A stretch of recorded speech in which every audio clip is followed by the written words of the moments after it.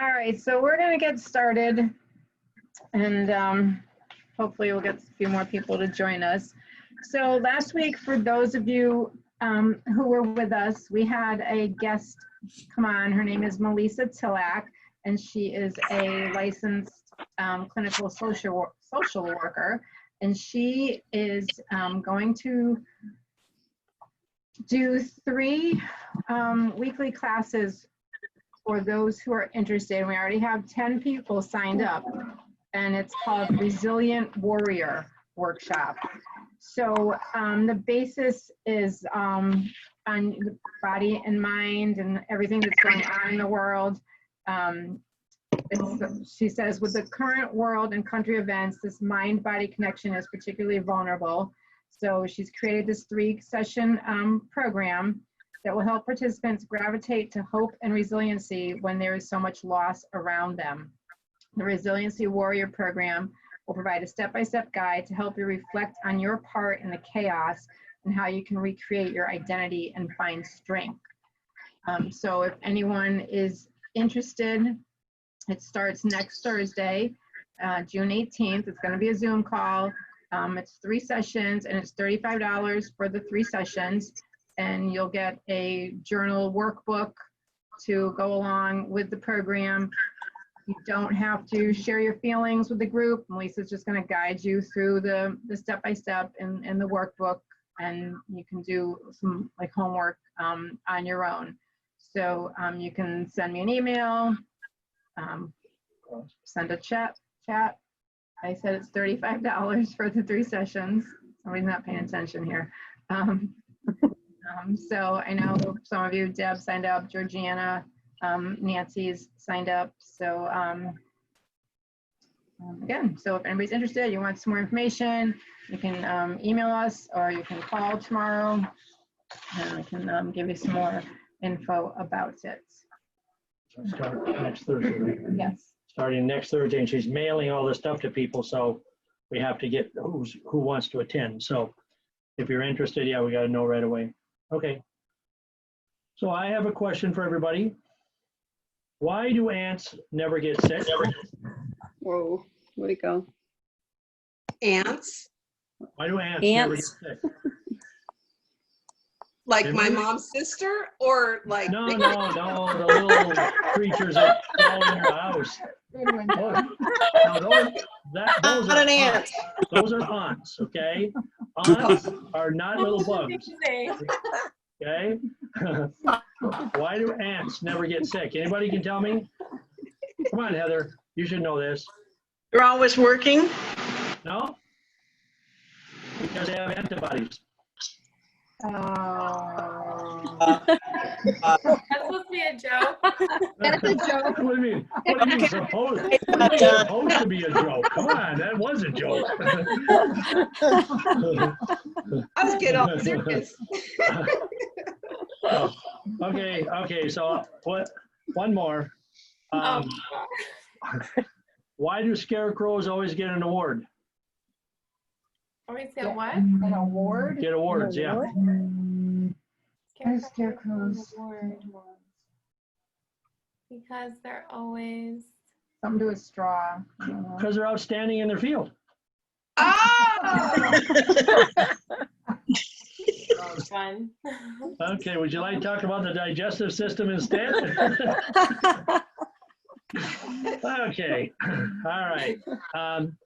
I want to, first of all, I want to thank everybody for being here. I know it's a beautiful Friday evening, weather's good, but we're going to talk about our health and what we need to know about our digestive system. So I'm going to start out with a question. Why do we eat? Okay, somebody's going to say because we're hungry. Somebody's going to say because, you know, For fuel. A what? For fuel. Fuel. To live. Good, great. And how do we get the fuel? So, how do we get the fuel? Anybody want to answer that? Digestion. Okay, in order to get fuel, everything has to be digested. And eating becomes a moot point if we don't digest. I talked to somebody, they believe was on the phone today, and she said that unfortunately, she's not on today. I wish she was, but she's not on. And she said, I'm eating good food, but when I go to the bathroom, a lot of it seems to come out in the stools. Okay, now, in this conversation, we talk about things about elimination, etc., because that's what it's all about. Well, if you're going to the bathroom and you notice in your stools that there are whole food in your stools, any parts of it, that means you're not digesting properly. Your system isn't breaking everything down. Therefore, what you're eating, you're not getting the fuel. Whoever said fuel, that was the right answer. But if you're not digesting, then you're not getting the fuel. And the only reason we really need to eat is because we need fuel for our bodies. And it's like putting gas in your car. You can put the best gas in your car, but if the gas filter doesn't work, if the pumps don't work, your car doesn't run. And the same thing happens with your body. So I want to talk for a minute about what is the digestive system. What is it really? Well, the digestive system is everything from the time you put something in your mouth until you eliminate stools. Okay? So digestion starts the moment you put that fork or that spoon or that piece of food in your mouth. And what happens is a lot of your digestion starts right in the very beginning. Your salivary glands, which is the saliva in your mouth, as soon as you put something in, it starts to break down. And when you put something in your mouth, you say, man, that tastes good. That's because you're breaking up the enzymes in your body, in the food, and that becomes a taste. Your tongue plays a role.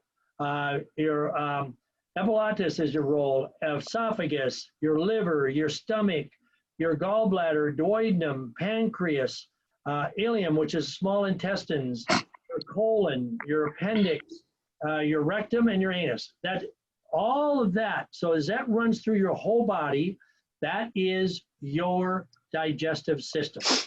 And like everything else in our life, everything has to work from the time you put it in your mouth until it actually eliminates when you move stools, okay?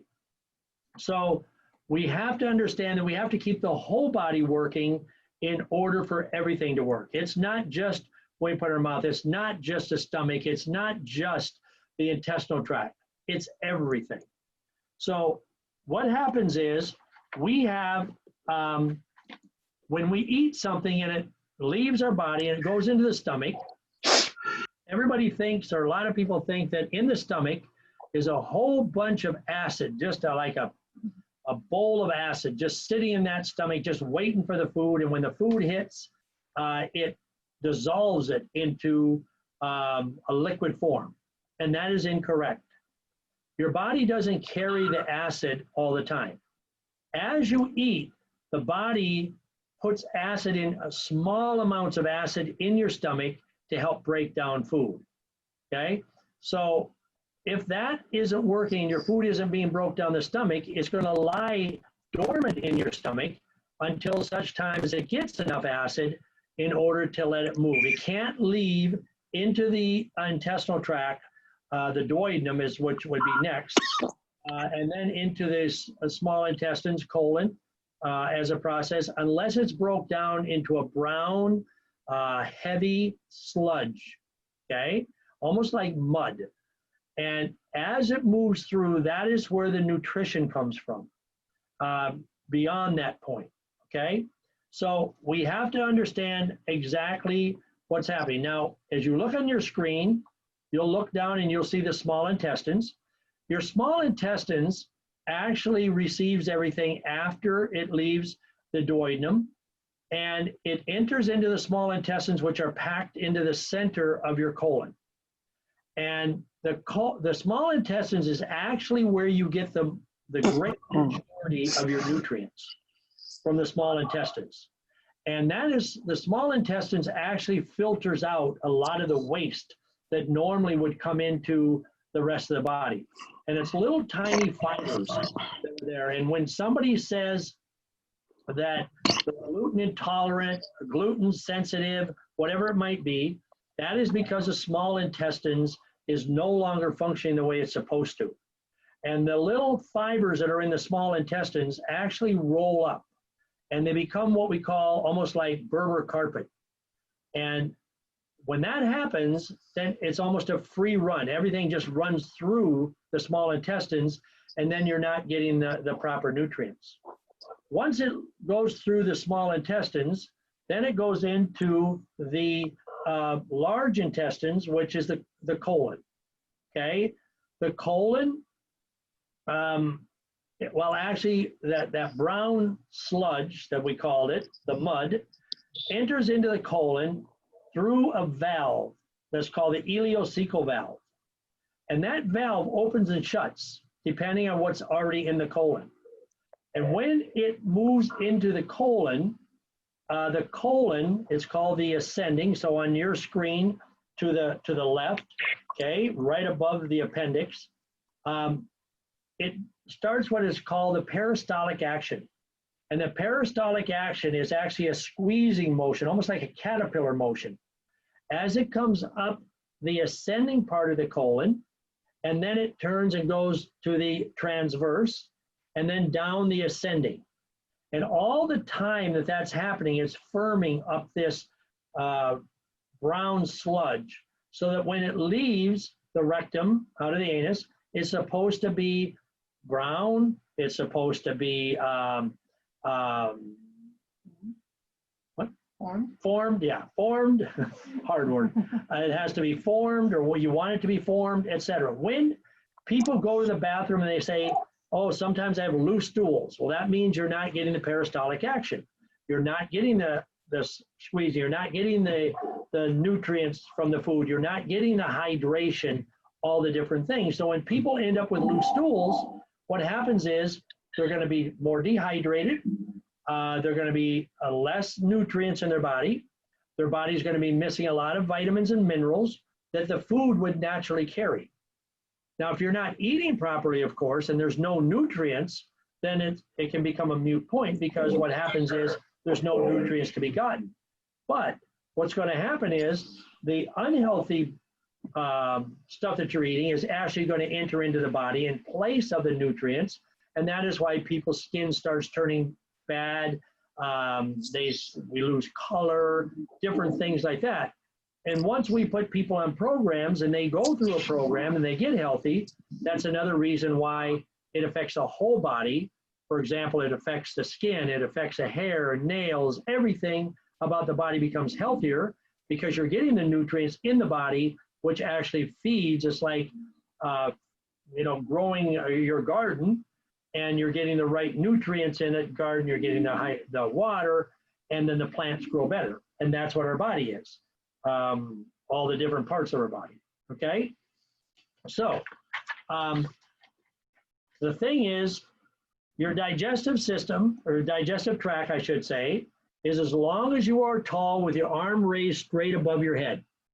So that is how long your digestive tract is. And so it's virtually the whole body. And it's the main part of our body, because without a digestive system, you're really not going to function.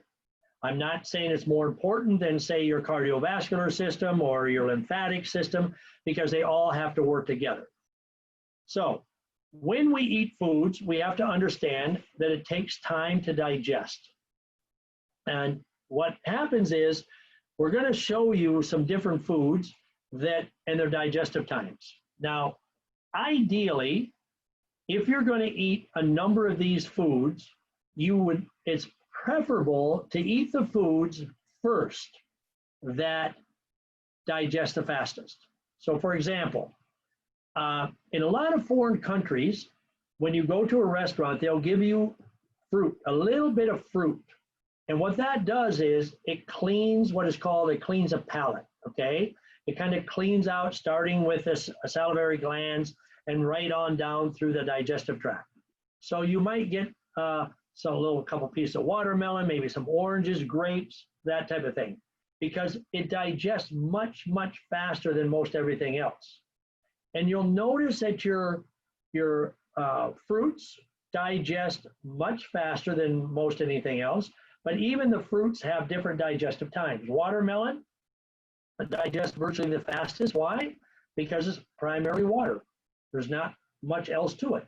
Then you take your oranges and your grapes, but you'll notice that your apples, pears, cherries are about twice as long as your watermelon. You can get into your vegetables. Tomatoes digest the same as about some of your heavier fruits. Cucumbers, celery, but again, most of those are primarily consistent with water. Then you get into your things like spinach, cauliflower, maize. Oh, okay. I didn't even realize what that was. Okay. But however, it does break down faster if it's boiled, okay, or steamed, even a little bit grilled perhaps, because you softened it. If you were to eat spinach and cauliflower raw, it's not going to digest nearly as fast as it would if you boil it. However, by boiling or grilling or steaming, you will lose some of the nutrients. But most of you that have detoxed know that we tell you after the detox is done, you want to eat fruits, a little bit of fruit, but mostly vegetables, and you want to make it like a veggie soup to make it easier to digest so that your colon, your digestive tract doesn't have to work so hard right away after it hasn't done anything for 3, 4, 5, up to 10 days, depending on how long you've detoxed. Next comes like your boiled root vegetables, which would be carrots, beetroots, turnips. Then you'll get into your fish, your cod, salmon, herring, that type of thing, 30 to 60 minutes. So fish, even though it's very light, it's very easy to swallow, still takes longer than most of your vegetables and a lot of your fruits, okay? Potatoes take an hour to digest. Your brown rice, that type of thing, the carbs, an hour and a half. Beans, peas, kidney beans, an hour and a half to 2 hours. Cheeses, longer. The chicken without the skin. Why do we say that? Skin takes longer to digest. It's much more dense. It takes 3 to 4 hours. Beef, 3 to 4 hours. Your other cheeses, 3 to 4.5 hours. Now, when I say white cheese, I think I want to explain what white cheese would be. More like your cottage cheese, would be like your cream cheese, those type of things. Okay, I just wanted to make that differentiation in case somebody had a question on that. Pork, 4 to 5 hours, okay, in order to get digestion going. Now, a lot of times people think that pork, because it's advertised as the other white meat, in reality, it is not. That's a great marketing tool to get people to eat pork rather than perhaps more chicken, that type of thing, but it does take more digestive time. It's more toxic. It's much more dense than any of the other meats or foods, okay? And that's another reason we highly recommend that people don't eat very, very, very limited pork. When you're on programs, no pork. When you're not on programs, very much limited, okay? So now, when digestion, the digestive system process actually from the time you put it in your mouth until you eliminate should be about 24 to 36 hours, all right? Now, oftentimes people will say things like, you know what, I eat something that runs right through me. That is 100% wrong, okay? Nothing can run right through you. What that means is if you eat and you have to run to the bathroom, that means that your digestive system is backed up. And what happens is that when you put more in, it's almost like hydraulic pressure. You put more in, the body has to move it, so it forces everything. So it's just a push.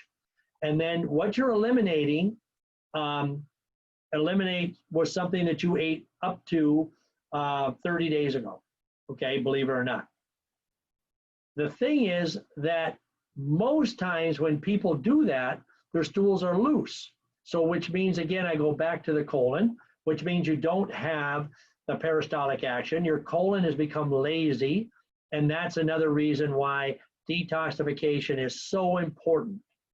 Now, there are people that are unhealthy that, believe it or not, in studies, many studies have been done, that track time can take up to 6 to 30 days. Now imagine you take a piece of meat, let's just use a piece of meat, and body temperature, let's just say 98 degrees. You take a piece of meat, you put it on your counter for, 20 days. Let's just use that. We won't even go to 30, 20 days. 98 degrees, nice and humid like the human body is, moist all the time. And then 20 days later, you say, that piece of meat, I'm going to cook that up and I'm going to eat it. I think most of you would be pretty disgusted even thinking about that. But that's what happens in our body. Everything can lie dormant in our body for 10, 15, 20, 30 days due to poor lifestyle. Just to give you an example, when John Wayne, those of you who are old enough to remember John Wayne, when John Wayne passed away, they did an autopsy and they said that he was carrying over 40 pounds of putrefied fecal matter in his colon. Now he was a big red meat eater. We know that. He loved red meat. I don't know about pork and all that. I have no idea, but studies say that he loved his red meat.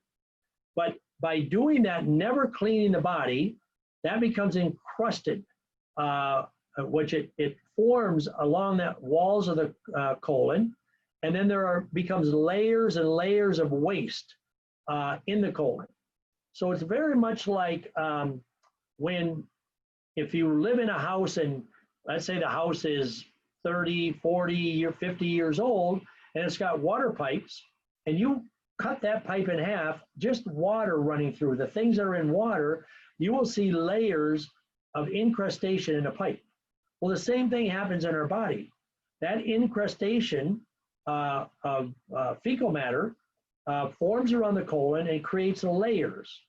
And what happens is, with enough layers, the body can't get the peristaltic action. The colon can't do the peristaltic action. So everything just kind of moves, and the stools a lot of times will become very, if they're formed, they'll become very small, almost like we call it skinny snakes.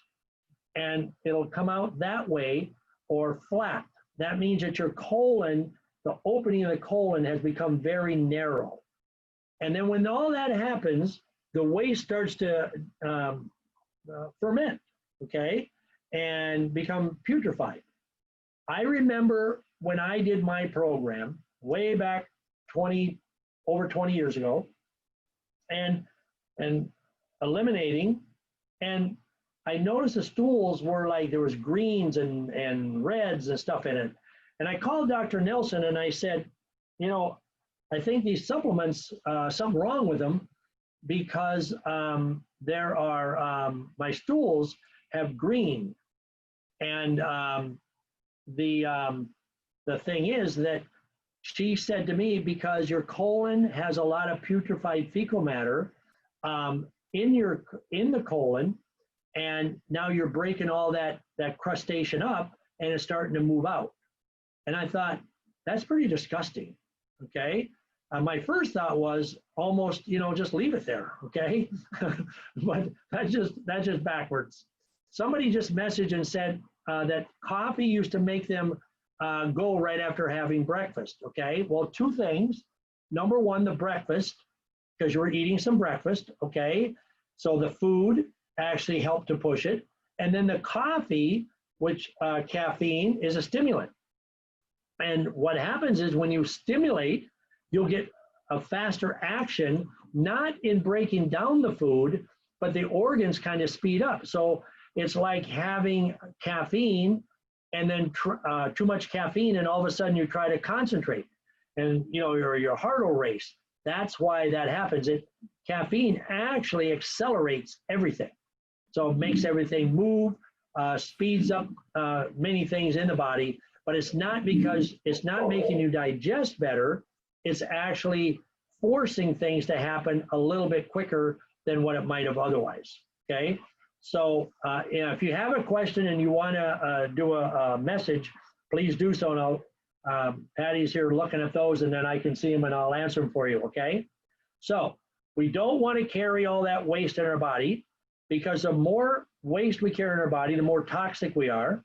The more toxic we are, it's kind of a domino effect. The body doesn't want to give up body fat because it uses body fat as a means to try to protect itself from said toxins. So that is why we need to be eliminating virtually every single day. If we go through a day and don't eliminate, we need to be cognizant of that, because we're not going to feel as well. We're going to have more like feeling of cramps in the stomach, etc. Except the days you're doing liquid detox.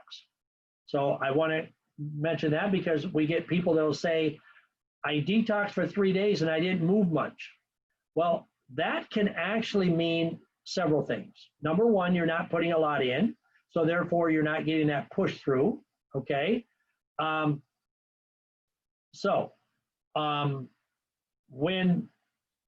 When you do that, I'm just reading a comment, I'm sorry. What was I saying? And when you don't eliminate, when Oh yeah, we don't eliminate, you become toxic, okay? You're toxic. The colon just isn't functioning. Somebody just asked, if coffee does that, why don't we recommend coffee? Because that's not the way. You don't want your body to have to work under some type of stimulation, okay? The only stimulation you want your body to work with is exercise, movement, those kind of things which are natural. Caffeine is not a natural stimulant. So that's like taking a drug that'll make your body do things which is not healthy. Okay, that's not the way. You don't want your body to be stimulated in unnatural means in order to eliminate or virtually do everything. Now, somebody else mentioned, if you move stools every day during your cleanse, does that mean you were holding stools? And the answer is yes. Yes, you had backup, okay? And that is being moved. Most of you will notice when you're done detoxing and you have that bowl of cooked vegetable soup, you almost immediately go to the bathroom, okay? And what happens is, because that digests very rapidly, because it's cooked, because it's primarily water, you will go to the bathroom quicker because it's washing out a lot of the broke up incrustation in the colon, all right? But I've had people detox for 10 days, do liquid for 10 days and eliminate a stool every single day, except for the first 2 or 3 days. So it took more days in order for the colon to break that up and start moving. And for people that's happened to, they'll tell you that it smelled horrible, it looked horrible. That's because it was in the colon, putrefied, fermented, and it was decomposing within the body, okay? So that is how our digestive system works, and we need it to keep moving all the time in order to keep it from building up. What also happens when we don't move stools regularly is parasites. Parasites can become very, very frequent in people that don't move stools regularly, simply because of the temperature of your body and what that is composed of. Anything that doesn't move will start to garner little insects and bugs that we don't want to even think about being inside of our body, okay?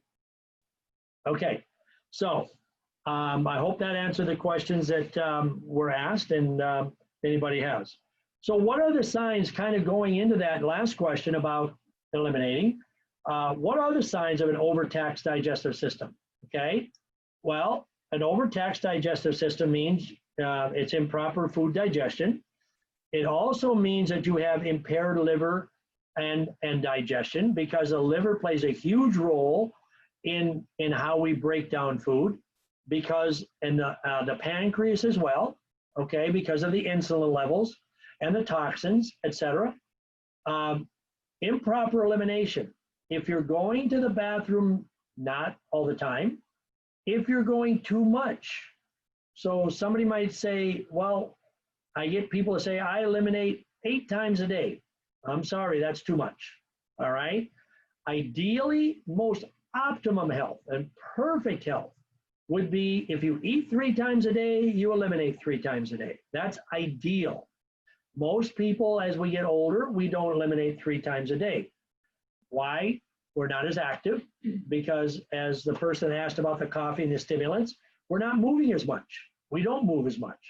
For people that haven't exercised a lot and all of a sudden start exercising, one of the things that they'll find, they'll start eliminating more. Why? Because you're stimulating the body, and through that exercise and blood flow and circulation, that makes everything go. Heartburn.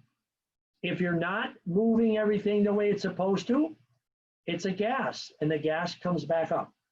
So think of your body as your, in your home, you have your toilet system. If things down below are plugged and you flush the toilet, what happens? It comes back up, all right?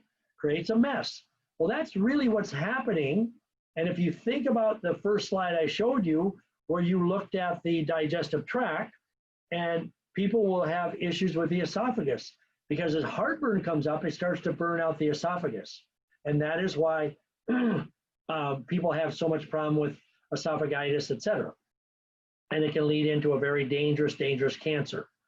But what happens if we go to the doctor and we say I have acid reflux? Same thing as me when I was sick. They put me on a medication for heartburn. Well, the problem with that is, and you'll see commercials, if you take this, it'll last for 48 hours or 24 hours, and you can eat anything you want to. The problem is you are not eliminating the problem.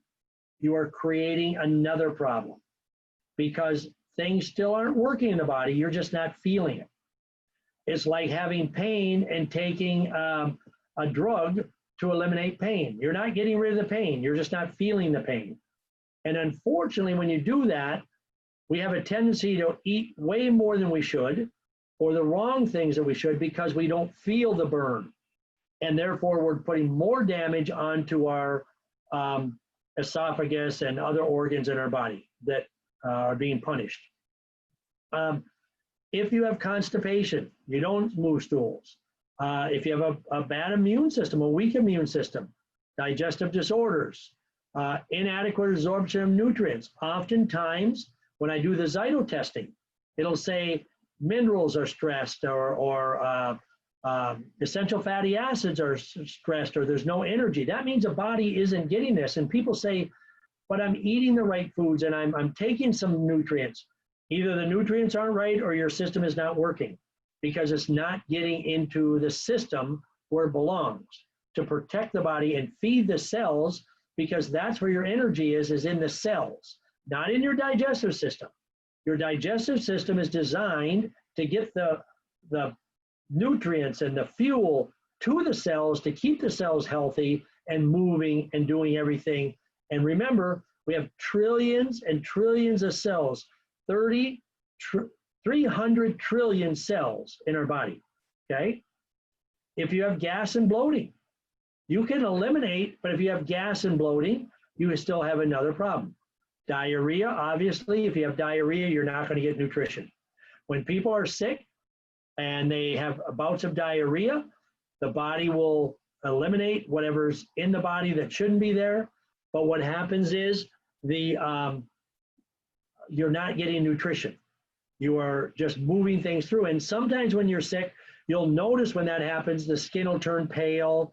It just doesn't, you don't look well. And that is because you're not getting the fuel or the nutrients into your body. And ultimately, if you're not getting a digestive system working properly, you can end up with cancer. And that can be cancer of the stomach, cancer of the colon cancer. It can be liver cancer. It can be many other cancers that are related to improper process of your digestive system, because all of this is an autoimmune response. And when your immune system isn't properly working, then the ultimate disease is cancer, okay? Now, the next part is I want you to understand is the colon. Okay, what is the colon? The colon is really what is called the large intestine. Okay, that eliminates the waste using the peristaltic action I mentioned before. It's the waste disposal unit in our body. And most of everything that we eat, breathe, drink, and anything that goes through our body, that comes in through our skin, anything, is eliminated through the colon. So what goes in the colon is not just food. It's everything that enters our body. If you are breathing toxic waste, that is going to have to end up, if we're going to stay healthy, has to move through our colon. And it's atrophied tissue, stuff that the body cannot use, that is eliminated, and it's indigestible fiber in food, okay? Stuff that the body cannot break down. And that is why if you're eliminating pieces of lettuce or different foods, you want to be cognizant of that, because that is digestible if your system is working right, okay? And if your system's not working right, it's not being broke down at all, and therefore it's being measured in your body as indigestible. Okay, now what are enzymes? Okay, why do we need enzymes? And most of you that I've worked with any amount of time have heard me say enzymes, enzymes, enzymes. People say, well, I don't have gas and bloating. I don't have digestive problems. I'm eliminating. Okay, that's fine, but we still have to make sure that we have proper enzymes in our body, okay? First and foremost, enzymes are necessary for sustaining life. In order to live, you have to have enzymes in your body, and every part of your body has to have enzymes. So it is so important to have enzymes. I do believe that there are times when people think I'm just pushing enzymes, okay? Just to push enzymes. It's not true. Yes, if somebody says I have heartburn, I have gas and bloating, yes, then I say you must take enzymes. There are people that say I have none of those, I don't want to take them. Okay, well, then that's your choice. But we have to have enzymes. And what happens is, a class we had before when we were talking about enzymes in particular, if somebody becomes sick and they have a fever, digestive enzymes are paramount to helping to break that fever, okay? Because what happens is the enzymes feed the fuel to the cells, where the cells then can actually go and protect the body and help to break down that cells. And for every degree of temperature that your body rises, the enzymes become 1,000 times more important to the body. If somebody carries a low body temperature, they probably don't need as many enzymes, but as soon as you start getting sick, that as much as probiotic would be necessary, I say digestive enzymes should be going in your body at the same time to protect your body from the fevers and the different things and the viruses that are so prone in our body. Okay, now there are certain specialized proteins create certain reaction in the body, okay? Insufficient digestive enzymes means setting yourself up to develop diseases, because that's why I said earlier, to sustain life, we have to have enzymes. It can help create obesity, or I won't say create the obesity, because you have to really eat bad and not take care of yourself, but it can add to the obesity, all right? So we have to, when the body lacks particular enzymes, it has to borrow enzymes from other systems in the body. And as we all know that there's many different parts of our body, okay? So if it's going to take from one part of our body to another system, that means that system and every system in our body has different priorities. I'll give you an example that's more easy to recognize. People will say, I get leg cramps. Okay. And I say calcium. Well, I was told my bones are strong. All right. But your body needs calcium for bones, muscle, and blood. And when the muscle has the highest priority for that calcium. So when the bone or the muscle doesn't have enough, I'm sorry, let me back up. The bones have the highest priority, okay? So when the bones don't have enough calcium, it takes it from the blood. And when the blood then doesn't have enough, it takes it from the muscle. But the muscle has nowhere to go to get it. So what happens is you get a muscle cramp. And we tell people immediately take calcium. And they'll say, oh, that made it go away. Well, no, it went to the bone. The bone gave up some back to the blood. The blood then gave what it didn't need to the muscle. And therefore, you get rid of the leg cramp. The same thing happens with enzymes.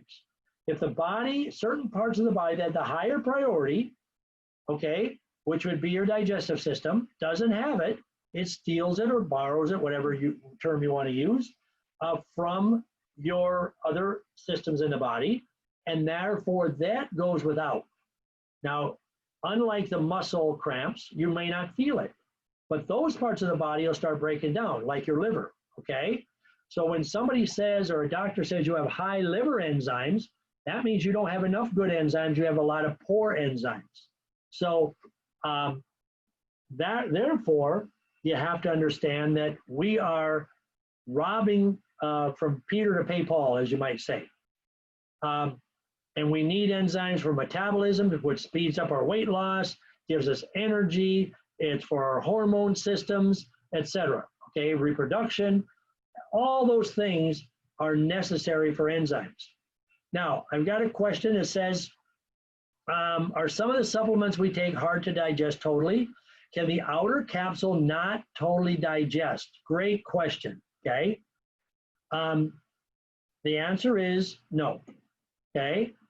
And that's a short answer. The long answer is all of the supplements you're taking from us, if you're taking them from us, they're all veggie caps. We do not use anything except veggie caps.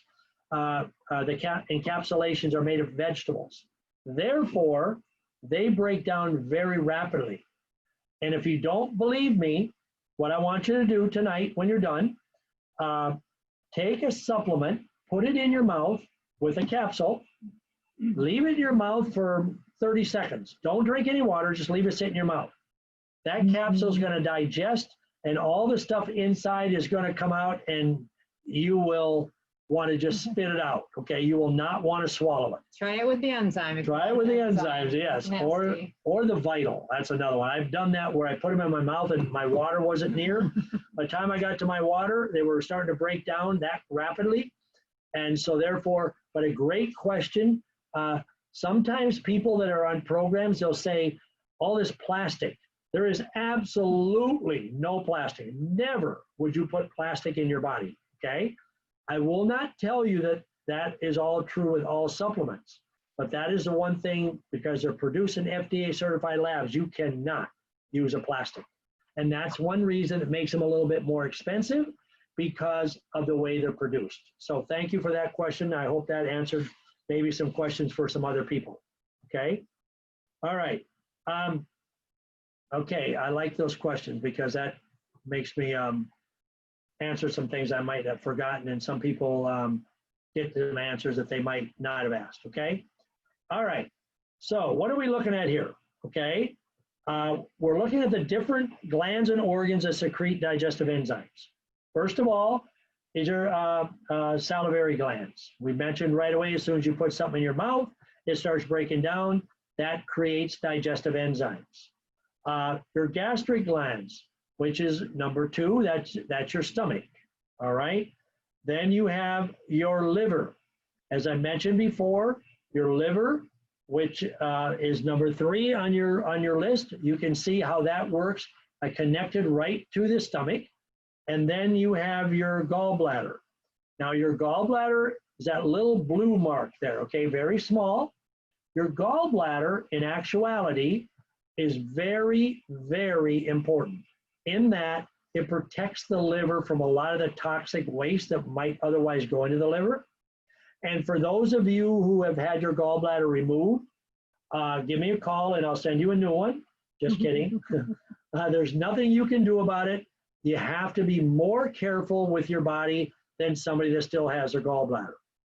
I always try to tell people, try to do everything in your power to protect your gallbladder.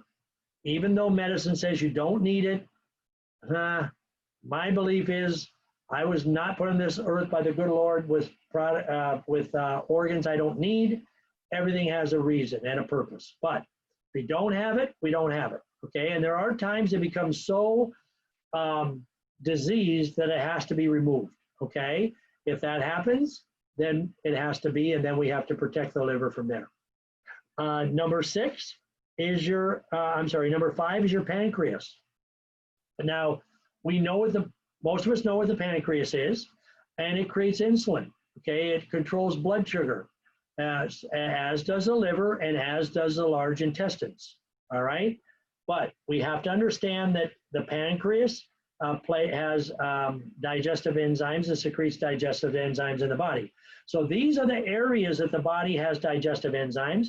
And so when you're low on one area, the body is going to take from another. The small intestines, your ileum, your large intestines, the colon, the rectum, and the anus. And yes, as everything is moving out of your body, as the waste, the final dump truck, where you put everything in the garbage truck, I should say, there are enzymes that have to take place. Okay. That first didn't come out quite right, but so I apologize. But I was trying to say dump truck, that was it. But I was thinking of sewage truck. Anyways, moving right along. Okay, so those are all of the organs, the 10 places where the body secretes digestive enzymes. Every one is very important, but some of them don't need it as much as the other. So therefore, the areas that need it the most, i.e. would be your liver and your stomach and your gallbladder and pancreas, are going to steal it from some of the other non-necessary areas if it has to. All right. Digestive enzymes, okay? So digestive enzymes is created by the food that we eat. And the food that we eat is primarily 3 components: carbohydrates, proteins, and fat. Now, I can't see any of you, but I'm going to ask a question. Do we need carbohydrates? Hopefully everybody's nodding yes, we need carbohydrates. Now somebody's going to say, John, you keep telling me stay away from the carbs. And that is true. So it sounds almost like an oxymoron, okay? You know what? And I've been called worse, but that's okay. Yes, we have to have carbs, but we don't have to have the carbs that we are thinking about. Maureen, we don't need the breads, okay? I love you there, but we don't need the breads. That's not the kind of carbs that we're talking about, okay? We need the carbs from vegetables. Hi, dear. Okay, we need the carbs from vegetables. We need the carbs that are the natural from the earth, okay? We need protein. Protein is so important to our body. Now, different types of enzymes break this down. If you look on the bottle of enzymes that you have, it'll have these names on: amylase, protease, and lipase, okay? And those are the different enzymes in our foods that break everything down. So the amylase breaks down the carbohydrates. What do carbohydrates give us? Energy, all right? That is why a lot of times when people are unhealthy, they'll turn to the breads. Just like somebody asked a question about the coffee, okay?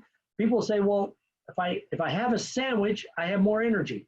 That's because you're relying on the carb, which is almost like a caffeine, which will give you some energy because it metabolizes into sugar. In the long run, though, you're actually hurting yourself. But if your body's working properly, and you're getting the right digestive enzymes and eating the right foods, the amylase will break down the carbohydrates in your body, the good carbs, and give you energy. So I was talking to a young lady today who just finished her program. She said, my energy is out through the roof, but I'm eating the legal foods. Right, because now you're getting all the digestive enzymes and you're eating the right carbohydrates, and that is turning into energy. Protein, okay? Protein is broke down by the proteins. And why do we need protein? Because that's your amino acids. And the amino acids also partakes in getting into the cells and helping the cells, the fuel in the cells, and giving energy. Lipase breaks down fat. Now, do we need fat? Again, I hope everybody's nodding yes, okay? Because we need fat. Even people trying to lose weight like myself, I need fat. Because fat will help to burn fat as long as it's the right fat and you have the proper digestive enzymes that will break down the fat. If you're eating bad fat, it's not going to work. Okay, you will get indigestion, you'll get heartburn, you'll get bloated, you'll gain weight, and you'll say, I was eating fat. But just like carbs, it has to be good fat. All right. What is good fat? Lean protein, things like avocados, nuts within reason. Okay, not a whole bag of nuts, but nuts have great protein. Avocados again, and salmon. And some of your vegetables actually will give you protein, okay? Not the fat, I'm sorry. But all of those together is what you need. And if you happen to have a bottle of enzyme, you will see on it that it says the factors, protease, there's 10,000, amylase, 10,000, lipase, 20 FIP, and cellulase, okay? 100 CU. Those are all of the things that actually break down your digestive enzymes.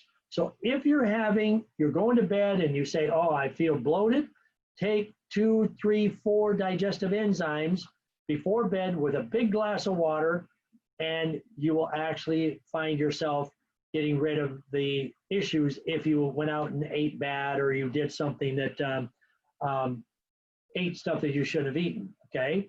So that's the digestive enzymes. How am I doing for time? 6:30. Okay. Sources of food enzymes, raw fruits, raw vegetables. Now, raw gives you the most enzymes, okay? Raw nuts and seeds. Unpasteurized milk. Okay, now, we don't recommend milk. So please don't run out and buy milk on the store. We're talking unpasteurized, right from the cow. And unfortunately, for people that like milk, but we're all lactose intolerant anyway, so I'm not recommending it. It's actually illegal for people to sell it directly from the cow, but that's a different story for a different time. And raw meat. Now, again, don't go and buy a raw steak and eat raw steak, okay? Or chicken or whatever. But please understand that's where the food enzymes come from. If you're going to eat meat, don't overcook it because you lose the enzymes. That's a bottom line. You want to be careful about how you cook. But raw gives you more. The more you cook anything, whether it's fruits, vegetables, anything, you lose digestive enzymes. I always tell people when you're waiting for dinner and your wife, your mom, whoever it is cooking for you, and you smell those vegetables and that just smells delicious, that's your digestive enzymes and your nutrients going up in the air. So breathe hard because that's where you're going to get your nutrients. Okay. How do we lose the enzymes when we eat? Overheating. Once you hit 118 degrees, you've lost your enzymes. Pesticides and chemicals. So that is another reason we tell people try to buy organic as much as you can, if you can. If not, anything you buy, whether it says organic or not, wash it down, clean it. your fruits and veggies very well. GMO, okay, that's basically what that next one is GMO. It's not real, it's genetic. I always talk about, if you're going to eat watermelon and you buy seedless, you're not really eating watermelon. So watermelon has seeds, okay? Engineering, GMO, bovine growth hormones, that means, they're injecting with steroids when they pasteurize things and fluorinated water. You do these things, you're going to lose your digestive system. You're not getting the proper enzymes. The body has to have enzymes to live, and that is why people get sick and develop disease. Okay? How do you optimize your digestive system? First and foremost, and I cannot stress this enough, detox regularly. Now, please understand, none of us are going to be perfect always. If you're on a program, you have to be perfect for a period of time. But when we're not on a program, I would be foolish to try to tell you to eat, never be around sugar, never eat a complex carb, never have water that's not 100% pure, et cetera, et cetera. It's not going to happen, okay? But what we do is, our cars, we change the oil. Our body, we need to clean it out. You need to detox at least once every 3 months. If you're feeling run down, you're feeling sick, you can move that up.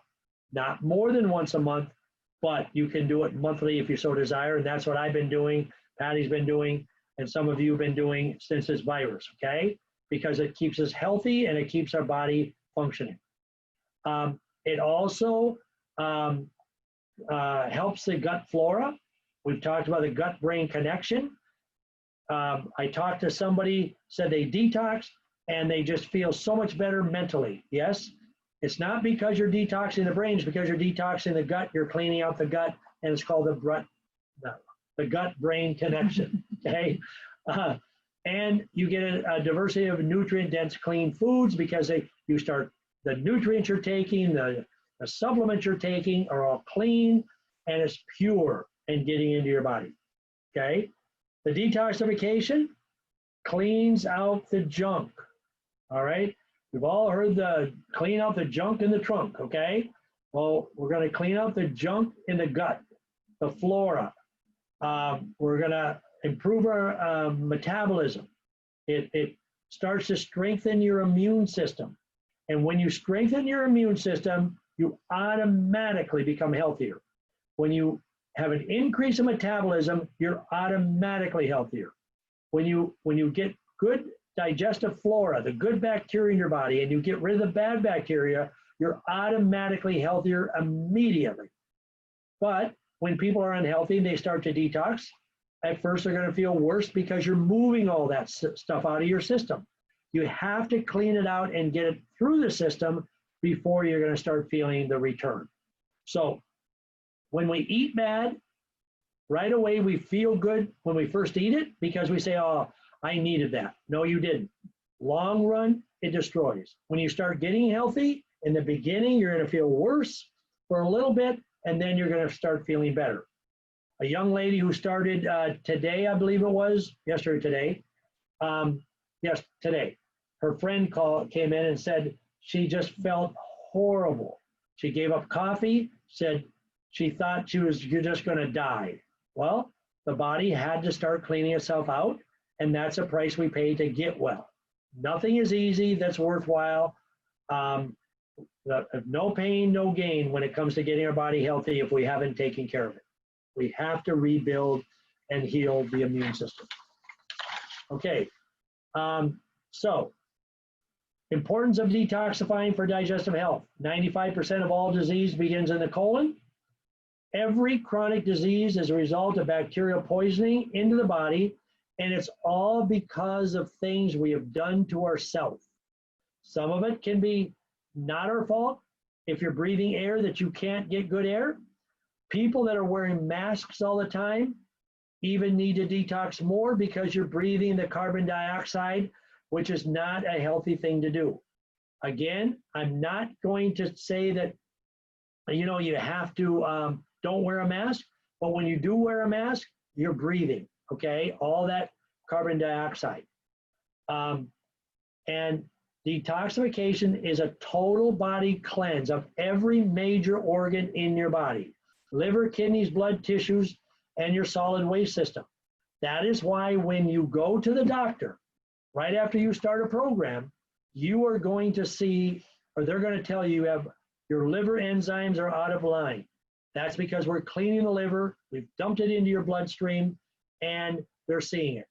That is why when you start a detox, you don't want to have a doctor appointment or give blood at that time, because it's not going to work for you. All right? But once you're done, your blood is good. Okay. We talked a little bit, and I'm not going to go through this because I kind of jumped ahead on the protease, amylase, lipase, and cellulase. You can look at that. You can ask questions. So we'll go on probiotic. I can't stress probiotic enough. If you're feeling sick, your stomach isn't right, you come down with something, you ever have to go on antibiotics, that kills the good and bad bacteria. You need good probiotic. And again, you need to detox on a quarterly basis to keep your body healthy. All right. There's 2 different detoxes. The top one has the 3 bottles with a cleanse detox fiber. Deeper cleanse, lasts longer, still 3 days of liquid. The other one is shorter. Some people don't like the greens, but the greens are so healthy because it actually balances pH of the body.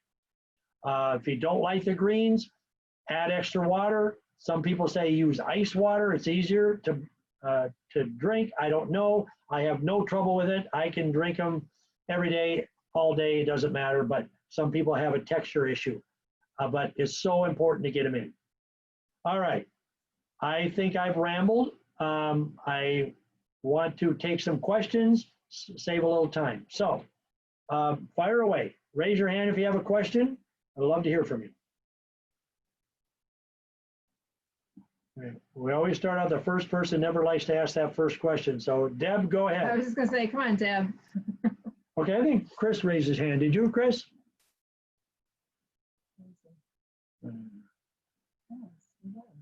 Okay.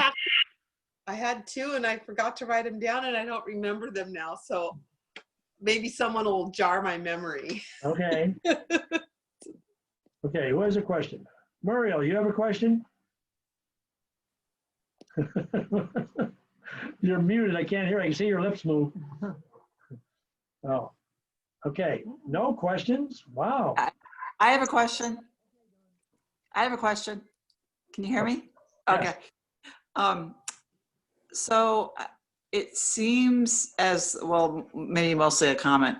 It seems like when we do a monthly Zyto, that you're checking to see if something in the system is out of whack from the way that we're digesting our food. And that can change. That's why it's important to do it monthly.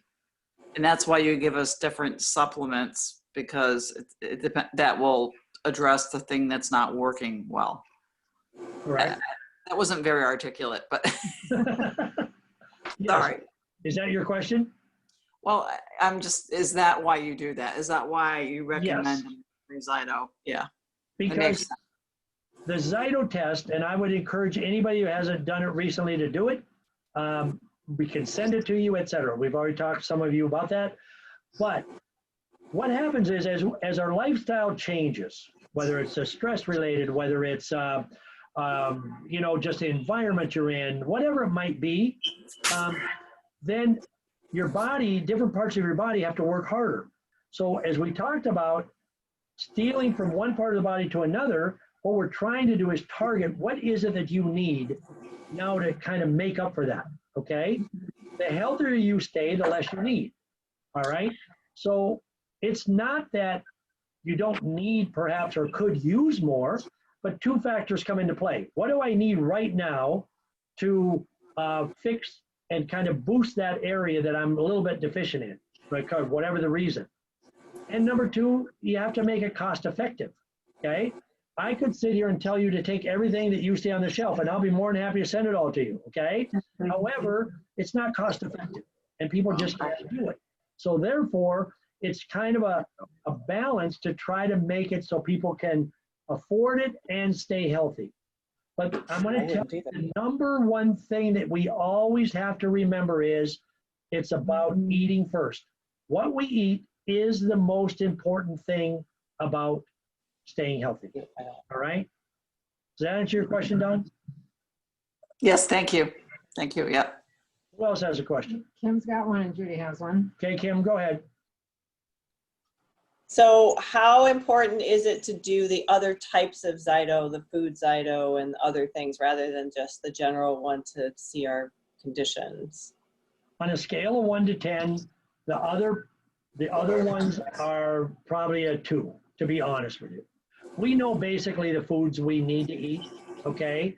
And it's kind of fun to see, like Deb, we did hers. It's kind of fun to see that you need ostrich, okay? But, you know, let's face it, probably we're not going to go out and buy ostrich, to be real honest with you. The key to eating really is variety, number one. Eat healthy and variety. Don't eat late, okay? Give your body a chance to break things down. Those are kind of the things in a nutshell that we all know. So, but the foods are okay to do periodically, but if it comes from one to the other, I would do the basic one that we do primarily so that we can see it. The other one that would be the next most important, if mentally you're struggling, then it would be to do the EVOX. Okay, that would be your next one. Okay, if I had to put them in order, that's the way I would go. I know, but sometimes they come up as food or stressors, so that could be playing a factor into the general one. Okay, well, that's a good point, because if I do a scan and one of your top 5 services says a food scan, you'll notice I always do the food scan for you because that is something that your body is looking for, okay? But if just for people to say, I just want to pay for it, I wouldn't tell them, oh yeah, go ahead and do it all the time. If it comes up on your monthly scan, then I say, yeah, then we need to do it, and I'll do it for you for nothing. Okay? Judy, you had a question?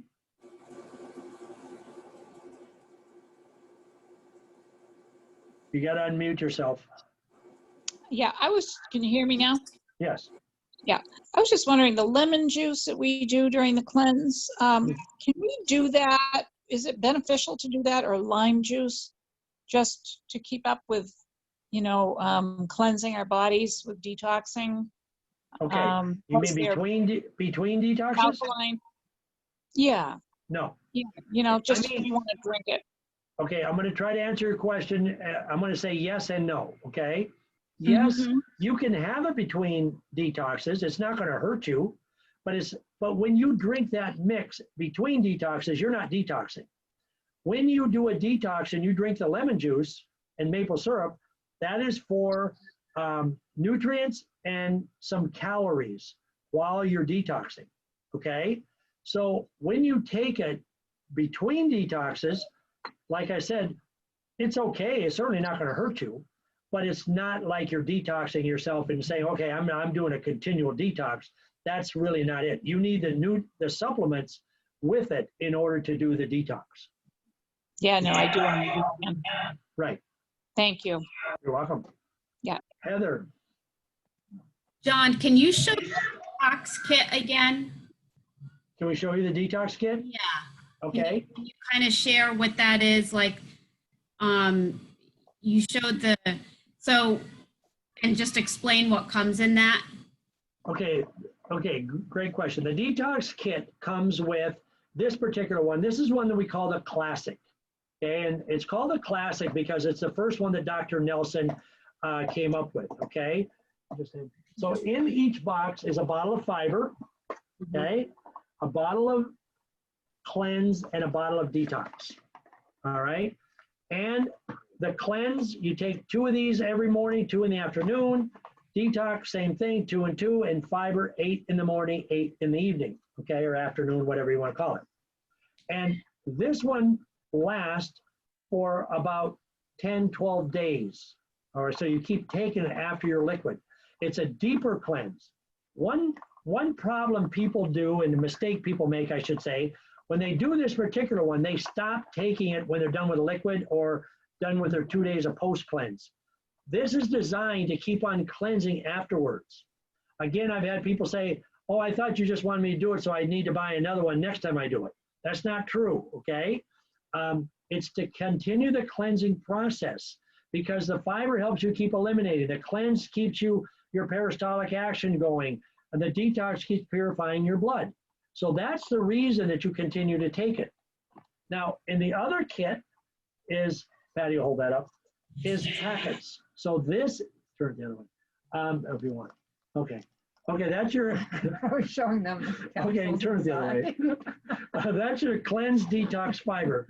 It's not as deep, and it's got the greens in it. And some of you that have done a secondary program, we have you do this one instead because you're taking 100% nutrients all the time. So a lot of times I'll feel that you don't need to go into the heavier one at that time. Okay, so. You take one packet in the morning, one in the afternoon. You drink one of these greens, you mix it in water, shake it up as well as you want, blend it, whatever. Drink one in the morning, one in the afternoon. And there's only enough in this one for the 7 days. 2 days pre-cleanse, 3 days liquid, 2 days post-cleanse. Now I know Muriel loves the greens, she told me, okay? And not, right? But this one is not as deep, okay? It's not quite as deep as the other one. So that's a great question, Heather. What else? Yeah, I am a big fan of the other one. Yes, the kit. Classic, yeah. Yeah, okay. Because I do feel like I'm getting a deeper cleanse with that. And I love the fact that you have just a ton of the herbs to keep taking afterwards. You're not Correct. just stop, but you're giving your body that help after you return to food. And this one phases out different. Each herb has enough for a certain number of days. So the fiber will end and then you're cleansing your detox a little bit later, okay? So we tell people just keep taking it. Don't get, oh, I'm done. Keep taking it. That's part of the cleansing. And people will tell me I don't have time. If you don't have time to put a few supplements in your body twice a day, you don't have time to eat. So then we're all gonna be skinny. Okay, so, okay, what other questions? Muriel? Oh, hang on, no, there's a question, somebody sent a chat question asking about the Zyto and how often we do it. Okay, the Zyto scan, I recommend when you're done with the program, people in between programs, once a month. And when somebody is done with the program, then we do a scan to see what they need, what we can add, what we can subtract, etc. So we recommend it once a month. Okay. Well, yeah. Go ahead, Nancy. No. All right. I was just going to type it. How do you know if your body is, I mean, you can get to the point where your body's pretty messed up. And let's say it's your first, well, it's not your first detox, but let's say you're detoxing. How do you know if your body's able to detox and that the channels that need to be open in order for the detox to be successful are working? Okay, great question. Again, I'm going to give you the long and short answer. The short answer is everybody can detox. Everybody. There's no absolute reason. As long as we're breathing, we can detox. That's number one. The long answer is, if you're unhealthy, we have to set it up so we don't actually liquid detox you right away, because we had to kind of guide the body into it. So there's people on here that have went through programs. Most of them did not start their detox right away. We got them on the right food, the right nutrients for a period of time. I just put somebody in a program that I didn't let them detox till the end of the first month. That's how unhealthy they were, okay? Okay. Based on maybe a Zyto test, maybe certain things, I'll decide, you know what, you're not going to be able to detox right away. And there are actually people who, there's a lady on right now, Carol, who I met at a show. And raise your hand, Carol, say hi. Okay, I met her at a show last November. And if she would have told me, I just want to do a detox, I would have said no, no. because you're not healthy enough to do a detox. And first of all, if you started, you'd get sick and you'd say, oh my gosh, this stuff is killing me, okay? And if Carol came off of mute and she told you the change, it's astronomical, but if I would have done it wrong, she would have quit in the first 2 days and said, no way can I do this? My body can't handle it. Her body could, but the brain would have said, this is way too hard, all right? So sometimes we have to adjust things and make it easier for the body depending on your health going in. And that's why we want people to detox every 90 days, so we don't get to that point where Right. does that make sense? Yes. Okay. Thank you. You had a question. I'm going to go to you.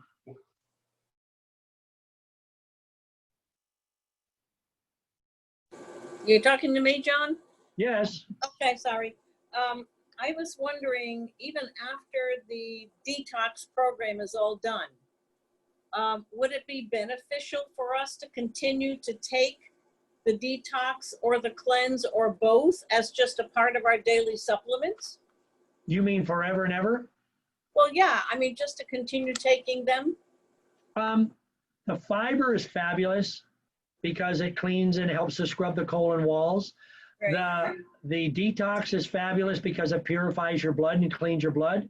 Anybody who's thinks they might have a heart issue have been told, they have high cholesterol. That's fabulous.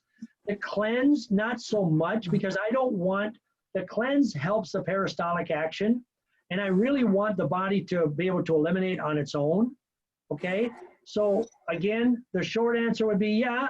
The long answer is you don't have to. That's why we really like, and I know, Muriel, we don't see you that often, to do the Zyto test periodically and say, okay, this is what you need and when you need it. But if you eat well and take care of yourself, you should not need to be on all of them all the time. Okay? Well, that was going to be my next question. When are you going to bring Zyto to Norwich, John? That might surprise you. When is Heather going to bring you up to see us?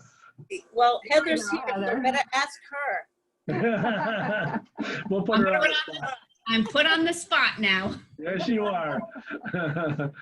Okay, who else has a We question? got some chat questions. Oh, chat here. questions, okay. All right, so just- probiotic.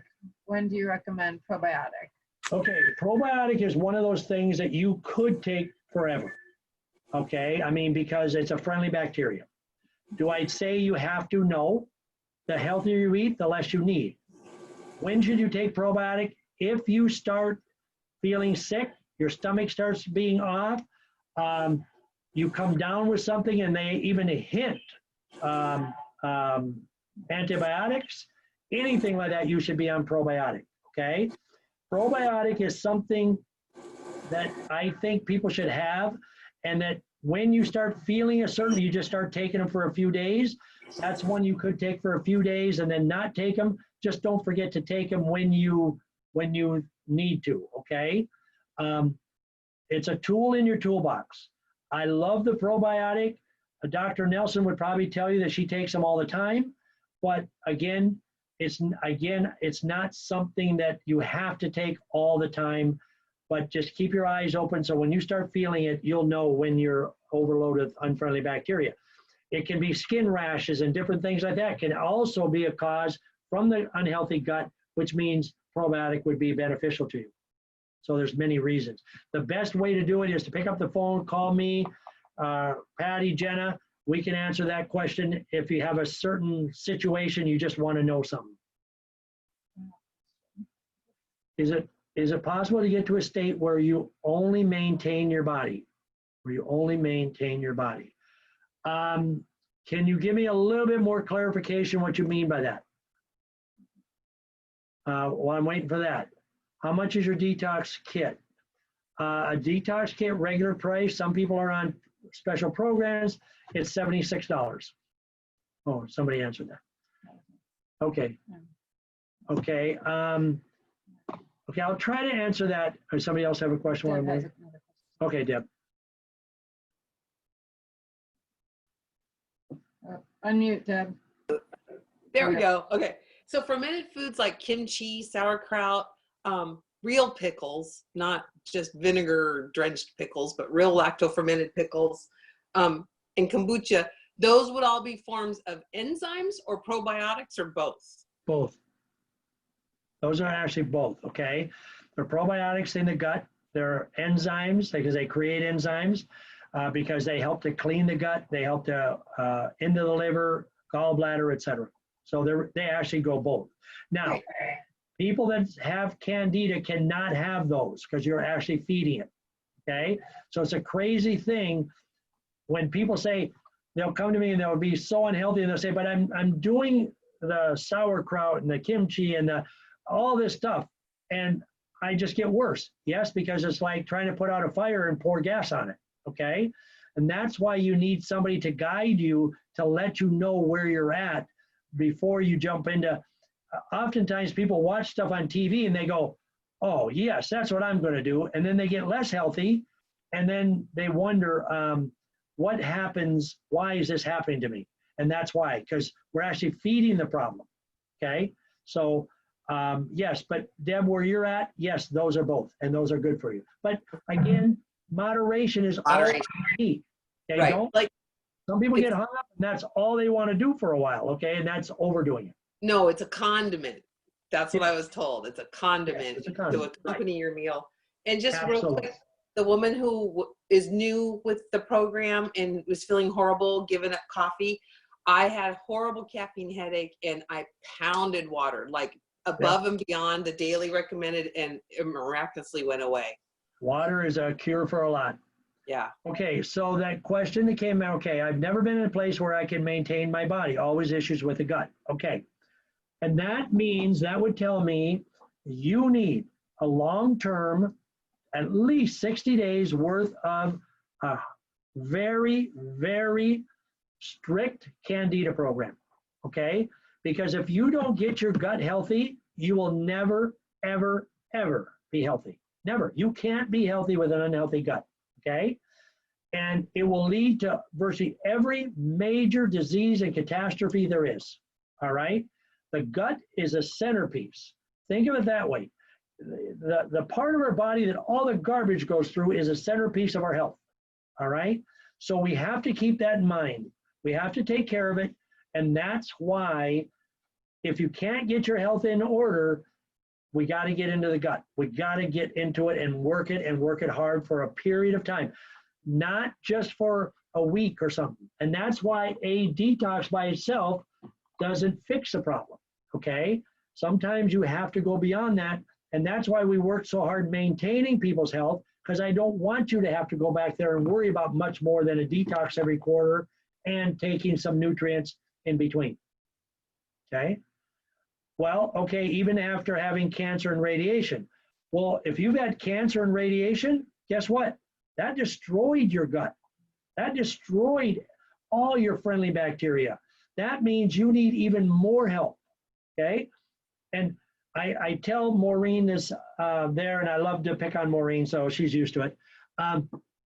In her, all the surgery she's had with her system, she has to be more careful than the rest.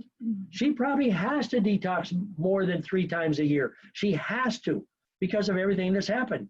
So a person that's had cancer, went through chemo, radiation, you have to do it more in order to maintain your health, because everything out there is destroying your health. All the foods, all the environment, the stress, that is destroying you, and you already are weak. Your immune system is weak, and therefore you're less healthy. So you have to work harder than the average person. It's sad, but it's true.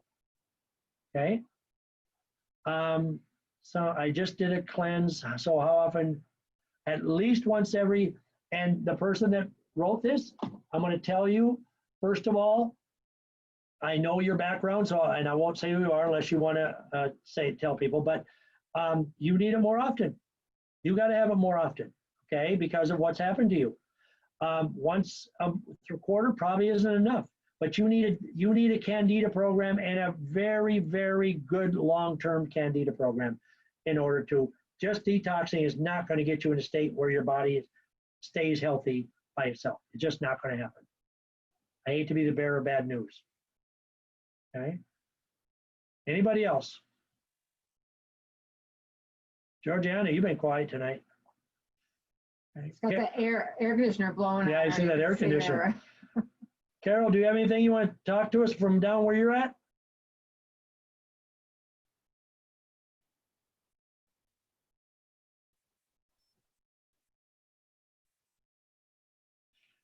You're muted. Oh, wait, you're still muted.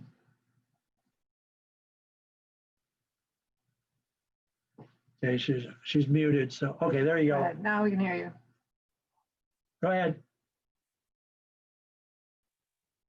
Oh, we still can't hear her. Can't hear you. Is your volume? Turn your volume up. Okay. I see your lips moving. Anybody else have a question while we're working on that? Muriel. Yes, Muriel. Unmute, Muriel. Unmute. Sorry, I think I probably need a good Candida program. Is that something you can put me on? Yes. You did one years ago. Yeah, I think I need to do it again. Okay. And that happens sometimes. If we don't take proper care, certain things happen to our body out of our control. We can morph back into a candida. I had a woman today that came in, Patty met with her. I did a Zyto, virus galore on her score. And we put her on a candida. She did it back in 2011. Okay. So I put her on a program starting tomorrow or whenever she's going to start. So that can happen. And the older we get, the more we have to take care of our body. So, you know, when you're young like me, I don't have to worry about it. Okay. Yeah. Carol, that laugh wasn't nice. Carol, can you hear us or can we hear you? No, you can hear us. We can't hear you. Who else has a question? Okay. From Uzma. Uzma, when you first came in, you didn't need a Candida program. You came in because of hormones. And if you remember right, you wanted to get pregnant. We got you through a program. You got pregnant. Now you have what, 4? You're welcome. Yes, I do. Uzma went through a program to get pregnant. A few months later, she called me and she didn't tell me who it was. And she said, John, I'm so excited. She says, how did she say that? You got. Oh, yeah. She says, John, I'm so excited you got me pregnant. And I'm looking at it. I'm like, huh? She goes, and finally she said, aren't you excited? And I'm thinking, so who is this? And then she told me who it was. Okay, she got pregnant and now she's at 4 now? I have 3 boys and 1 girl. 4 kids now, okay? So that's what happens when you get the body healthy.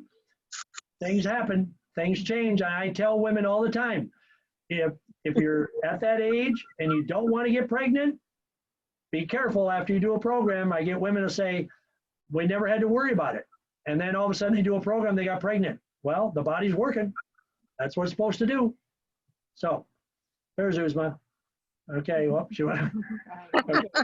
Yeah, she called me up. I was like, at first I was like, she said, aren't you excited? And I went, oh yes, I'm really excited now that I know it. Who else has a question? We have fun too. Nobody? Nobody? Okay, so if you think you need a program, Muriel, you call me, we can talk. Anybody that's new that wants to talk, let me know. Let's get well, let's be healthy. There's nothing better than good health. Those that know me a little bit know I was very unhealthy, almost cost me my life. What is the best program you have? Candida. Okay. Candida is the very, very best program. All right. Oh, somebody just said, I like this. This discussion has helped fill in some gaps in my understanding. If you eat healthy when young, you'll be better in older age. I cannot agree with that more. And I'm going to tell you something. The things we've done in our past, when we thought we were young and nothing would bother us, we pay for it later. Okay. We pay for all of our sins, no matter what. All right. And I love that statement that he just wrote. That was Carol. Okay. And Carol, thank you for that. Because when I was young, I said, you know what? I'm never going to be sick. But nothing's going to bother me. It almost killed me at 49. So not because what I was doing at 49, it's because what I had done all those years before, on and off, okay? I thought I was healthy. I was in the military, thought I was healthy, strong, etc. But it almost cost me. So yes, when you're young, if you're still young, well, we're all young for what we're going to be. Take care of yourself now because they're going to pay dividends down the road. Believe me. Is every candida different? Yes. The basic part is the same, but then we add certain things depending on what a person needs. So it can be a little bit different. Yes. Anybody else? Okay.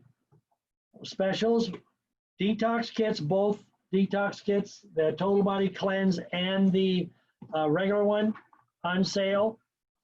The enzymes, a probiotic. You know what? For those of you, and we have not talked about this, but I'm going to do this, all of our facial products, 15% off. Okay, any facial product you need, 15% off. Okay, I want you to take care of summertime, take care of your skin. But remember, you start the skin inside out. All right, 15% off on all skincare products, 10% on the other stuff I mentioned, and that is good through Wednesday next week. Wednesday of next week. Oh, I got it right. Okay. All right. Okay, great. Okay. I hope that all of you learned something. I hope that you take care of yourself. And I hope you know how much we love you all, really and truly in our hearts. We think of you all the time. I know sometimes we give you answers and questions come and we tell you, no, you shouldn't do that, whatever. But it's only for our health, okay? That's all we have is health. Health is wealth. Take care of yourself, both physically, mentally, and spiritually. Pray for everybody around you, your family, our country, our world. Everything that's going on is crazy. Pray for everybody. Let's be safe. Let's take care of ourselves, and I hope I see you all soon, and for sure next week. If you have any questions, call me. God bless all of you. Thank you, and have a wonderful evening. Thank you, John. Thanks, John. Thank Thank you, you, John. Thank you.